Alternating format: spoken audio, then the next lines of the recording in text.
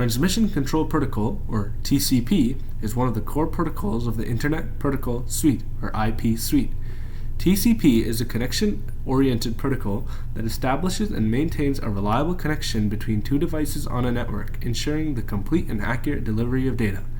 So in the next few slides, we will dive deeper into these 5 features in TCP. Connection-oriented protocol and how it is a connection-oriented protocol. Reliable data transfer. Flow control. Error detection and correction. And congestion control. Alright, the first one, connection-oriented protocol. So TCP establishes a connection between the sender and the receiver before data transmission begins. This connection is maintained until all data has successfully exchanged. So TCP makes the connection between the sender and receiver before it sends anything. So it creates the connection, they're linked, and they both know that they're linked. It's a connection. So think of it as a reliable guy who makes sure you are available before delivering something, just like say to your house, and make sure that the package has been successfully delivered to you. So think of the UPS guy who makes you sign your package before you take it inside. Think of that as like TCP, because he makes sure the connection was made and the package was received to you. And you can look here, device A, this is the data, and then this is a connection-oriented communication. This is TCP. Alright, let's cover the second key aspect of TCP, reliable data transfer. TCP ensures that the data is delivered accurately and in the correct order. It uses sequence numbers and acknowledgements to track data segments. Flow control is another key aspect, the third one. TCP uses a mechanism called windowing. So make sure you know what this is. And it uses windowing to control the flow of data, ensuring that a sender does not overwhelm a receiver with too much data at once. This technique involves the use of a window. That's what windowing is, right? I'm telling you what windowing is. So windowing involves the use of that's flow control, yes. Flow control involves the use of a window, which is what they're doing here, and that defines the amount of data in bytes that can be sent before requiring an acknowledgement from the receiver. Okay, next up, this is our fourth, error detection and correction. TCP detects errors in transmitted data using checksums. If errors are detected, TCP requests retransmission of the corrupted data. Second one is congestion control. TCP includes algorithms to control network congestion, adjusting the rate of data transmission to prevent network overload. So now let's cover how TCP works, like the steps of how the connection is made. So 1, the connection establishment, which is the famous 3-way handshake. Make sure you know what this is. Take notes if you need to. So first it sends out a SYN. The client sends a SYN, or synchronized packet, to the server to initiate a connection. And after that, there's a SYN ACK, and the server responds with the SYN ACK, which is synchronized acknowledge, so it acknowledges that the synchronization was made, and then sends one of that packets. Then there's an ACK, which is the client sends an ACK or acknowledge packet to the server, and that completes the connection, and the 3-way handshake is done. Make sure you understand this concept. Alright, second, data transmission. The data is divided into segments, each with a sequence number. The receiver sends acknowledgements for received segments. If a segment is lost or corrupted, it retransmits it. So this is to make sure it's reliable. 3, connection termination. So either side can initiate termination using a FIN or finish packet. The other side responds with the ACK and sends its own FIN packet. The initiating side sends a final ACK packet when closing the connection. So this is when they're wanting to remove, end the TCP, right? Now we're going to go on to the second one, UDP. This is there's TCP and then there's UDP. We're not covering UDP. The User Datagram Protocol, also known as UDP, is one of the core protocols of the Internet Protocol Suite, or IP suite. Unlike TCP, UDP is a connectionless protocol that provides a simple and efficient way to send and receive messages over a network. So in the next few slides, we'll cover these key features of the UDP. So let's see what we're going to be diving into. Connectionless protocol, lightweight, unreliable transmission, no congestion control. That's it. So just 4. So let's do this. Connection-oriented protocol is not a connection-oriented protocol. So UDP does not establish a connection before sending data, meaning there is no handshake process, and each message is sent independently.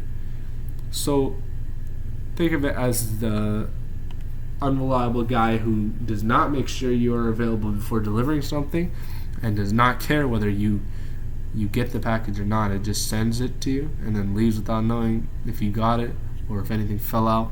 So think of this as like the bad UPS driver. Say he's a mean guy.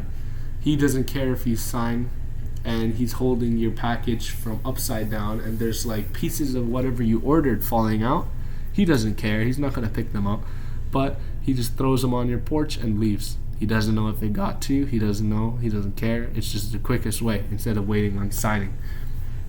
So that's what UDP is. So unreliable transmission. UDP does not guarantee delivery order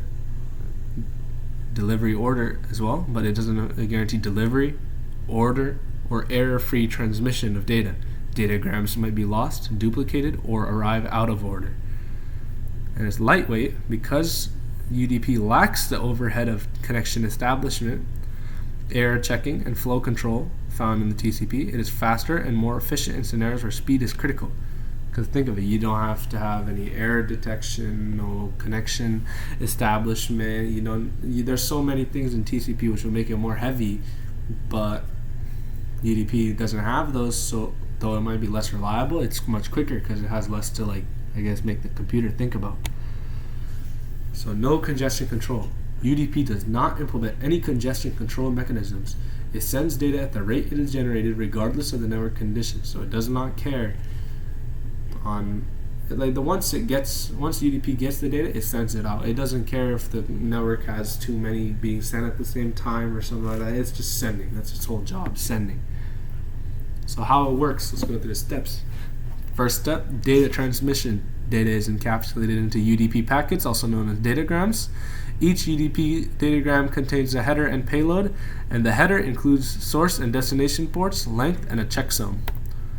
Second, ports. UDP uses ports to allow multiple applications to use the network simultaneously. Ports help direct the datagram to the correct application process. And then 3, checksum. A checksum is included for optional error detection. It helps you verify the integrity of the data, but if an error is detected, there is no mechanism for retransmission. So the uses for UDP, like where you would find UDP being used, because you might be thinking, why would I ever use UDP if TCP exists? But it's where it's useful for more real-time applications where speed is more important than reliability.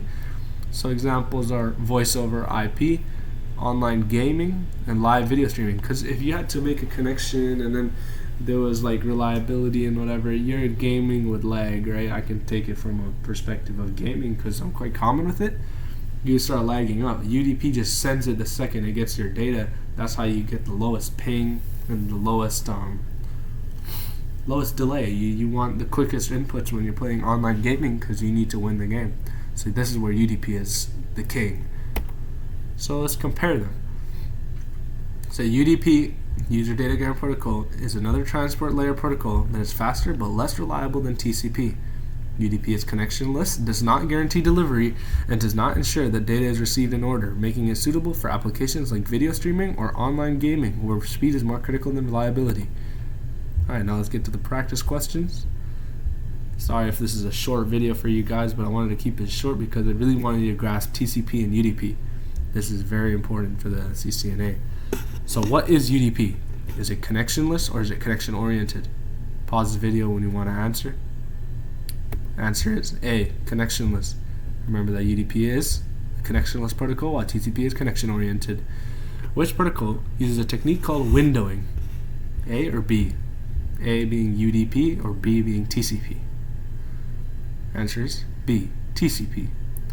Remember, TCP is a protocol that uses windowing, and if you don't know what windowing is, go back into the video and we explained it. Which protocol uses SYN and ACK messages? A, UDP or B, TCP? Answer is TCP. because remember, TCP is connection oriented, and it would use SYN and ACK messages to acknowledge that the connection has been made. So SYN and acknowledge messages to acknowledge that the message, like the connection's been made, and synchronize to initiate it. Remember that you won't see that in UDP because it's just instant transfer. Which protocol divides messages into segments? I'm sorry, answer's already showing, but it's TCP because it divides into segments to send to be easier in the network flow, while UDP just sends them all out at once. TCP divides messages into segments, while UDP sends them right out into the order that they came in. Thanks for watching so much. This is Daud N Networking Labs, the free CCNA course. I hope you're liking this series. The next couple episodes, like as it progresses, it's gonna get, some are gonna be long, some are gonna be short. It depends on the information load and how closely related they are. But I think this content is good. If you want to see anything else, let me know in the comments. Please subscribe and like the video if you like this video.